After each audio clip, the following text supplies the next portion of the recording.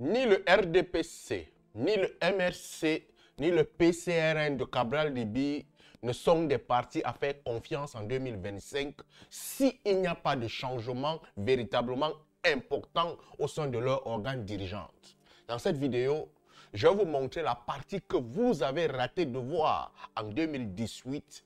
C'est la partie qui était en train de séparer les pouvoirs. C'est la partie où Cabral Libye quittait personnellement le jeu politique pour pouvoir prouver à ses alliés qu'il y a quelque chose de mascarade qui s'est passé. Mais c'était assez bien organisé pour que ça devienne véritablement pas la politique, mais un jeu politique. Allumons. Notre requête est irrecevable parce que déposée hors délai. On invoque une disposition, l'article 132,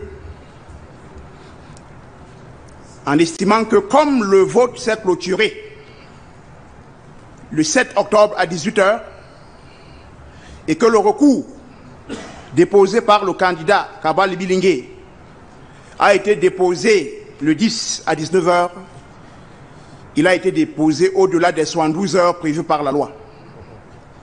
Monsieur le Président, déjà, il s'agit d'une lecture partiale et partisane des dispositions de l'article 132. Que dit l'article 132? L'article 132 dit que le délai de 72 heures court à compter de la date de clôture du scrutin. Il ne dit pas que le délai court à compter de l'heure de clôture du scrutin. Encore que, si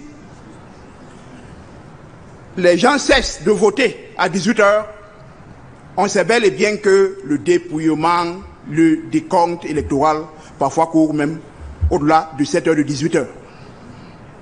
Donc déjà, on n'est pas sûr de l'heure de la fin des opérations électorales. Mais la loi, je vais sur la loi dit à compter de la date de clôture du, qu'on veuille nous mettre heure. La loi a dit la date de clôture du scrutin. Ok. On va analyser, je vais vous expliquer quelque chose. Beaucoup de personnes ont regardé ce contentieux électoral sur la CRTV, beaucoup de chaînes de télévision au Cameroun, mais les détails, ils n'ont pas véritablement prêté attention. Après le contentieux électoral, aussi donc durant le contentieux électoral, on est resté avec le mot irrecevable dans nos bouches. Beaucoup de choses étaient irrecevables. On est resté, on a accusé le président du Conseil constitutionnel. Et après, deux protagonistes sont restés sur une seule phrase, le mot qui avait été prononcé, les Bamileke ou quoi que ce soit. Mais le jeu avait été joué en avance et je pense qu'ils étaient assis, ils se sont véritablement, ils ont causé, ils ont tiré des décisions et ils ont décidé de venir nous faire une scène théâtrale. Je précise bien, Cabral Libye, le président Paul Biya et le professeur Maurice Kamto. Ces trois éléments.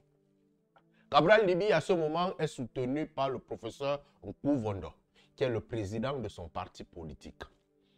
On ne va pas regarder la position géographique du professeur Nkuvondo, mais à la sortie de ces élections, pour ceux qui regardaient véritablement la physionomie de Cabral Libye, ont ressenti que quelqu'un était sous pression. Cabral était dignement sous pression. Il était obligé de signer certains actes, certains pactes pour pouvoir s'en sortir de là. Parce que, pour beaucoup, Cabral serait même le gagnant de cette élection. Mais étant sous pression, il ne pouvait pas parler parce que Cabral n'avait pas de racines assises. Et non seulement ça, son parti politique était un parti qui était contrôlé, le parti qui le représentait. Cabral devait être, à la base, un candidat figurant.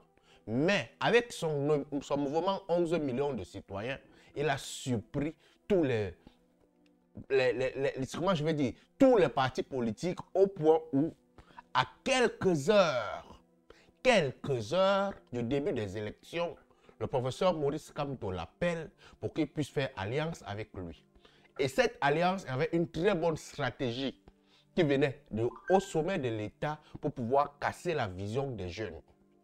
Parce que si le professeur Maurice Kamto n'avait pas proposé à Cabral de faire alliance avec lui, Cabral devait gagner clairement comme Sonko, ou sinon le groupe Sonko a gagné les élections. Il devait gagner clairement cette élection. Mais il est venu lui demander de faire alliance avec lui dans une vision de pouvoir montrer au peuple camerounais que Cabral n'a pas d'expérience, mais il n'est pas prêt à céder le poste à quelqu'un. Et le professeur, parce que le professeur Maurice Kamto, lui, il était adulé. On prenait sur lui le sens de l'expérience et tout ça. Mais Cabral a refusé cela.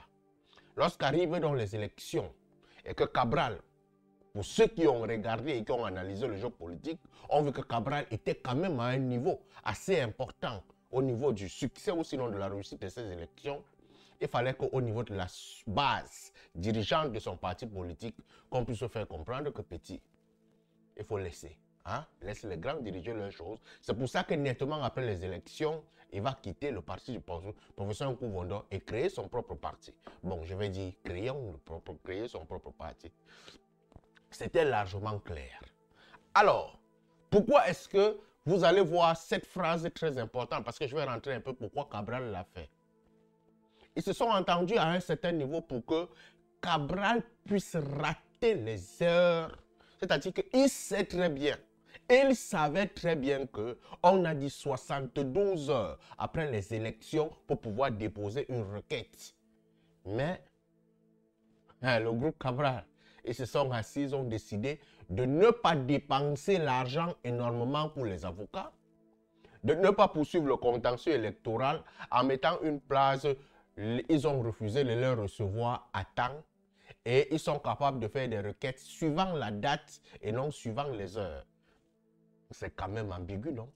Comment un homme aussi important, au poste aussi important de président de la République peut s'amuser comme ça à ne pas partir 72 heures avant? Il va peut-être à... En fait, il a pris tellement son temps pour pouvoir aller dire que non, je prends un contentieux, je présente les preuves, je présente ceci. Il pouvait venir avec les preuves après. Mais il fallait d'abord qu'il dépose le contentieux électoral. Parce que déjà, 3 heures, 4 heures, 5 heures de temps après les élections, tous les coups de fil ont déjà chauffé de gauche à droite et on sait déjà que ça s'est mal passé à tel endroit, ça s'est mal passé à cet endroit. Et après ça, peut-être 12 heures de temps après, 72 heures, c'est pratiquement 3 jours. Donc Cabral a pris son temps. Après, il part nous déposer un dossier. Véritablement, on n'a pas pu faire ceci parce que le code électoral ne dit pas ceci. C'est ici que tout le jeu s'est joué. Pour que Cabral sorte du jeu et il laisse le professeur Maurice Kamto et Paul Biya s'asseoir sur un seul terme. Les Bamileke ne seront jamais au pouvoir. Et c'est fini. On a passé tout le mandat en parlant de quoi? Bamileke Betty, c'est tout ce qu'on parlait. C'est tout ce qu'on parlait. Sardina, Tontina, Sardina, Tontina. Si Cabral n'était pas sorti de ce jeu, on ne se retrouverait pas là. Parce que le contentieux électoral ne devait plus se jouer entre le professeur Maurice Kamto et le président Paul Biya. Mais c'est un jeu théâtral qui a été assez bien orchestré pour que l'acteur principal puisse mourir avant même que, pour que le match puisse bien se jouer et que les Camerounais restent embourbés dans un fake d'opposition et se retrouver encore sous le joug de la vieillesse. Allume ton cerveau, mon frère. Si j'ai mal parlé, vos analyses en commentaire.